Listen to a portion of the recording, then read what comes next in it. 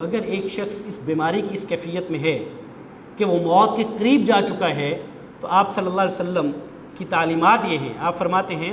لقنوا موتاکم لا الہ الا اللہ، کہ اپنے مردوں کو یعنی جب وہ قریب المرگ ہوں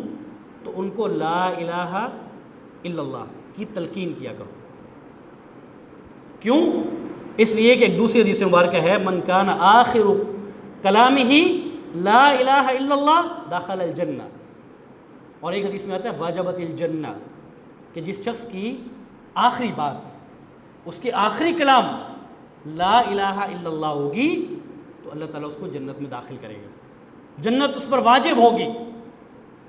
اور اس بات سے، ان احادیث مبارکہ سے اس بات کا اندازہ ہوتا ہے کہ توحید کی کیا اہمیت ہے،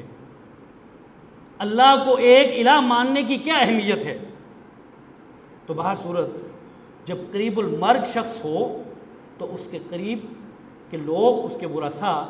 ان کو کلمے کی اور لا الہ الا اللہ کہنے کی تلقین کرنی چاہیے۔ اس کے بارے میں وہ تمام چیزیں جو مسلمانوں میں موجود ہیں کہ مسلمان ایسے شخص کے پاس بیٹھ کے سورہ یاسین پڑھتے ہیں، اور ان کا خیال یہ ہے کہ جب سورہ یاسین پڑھی جاتی ہے تو اجر بھی ملتا ہے اور اس شخص کی جان نکلنے کے لیے اس پر آسانی بھی اس کے لیے پیدا ہوتی ہے۔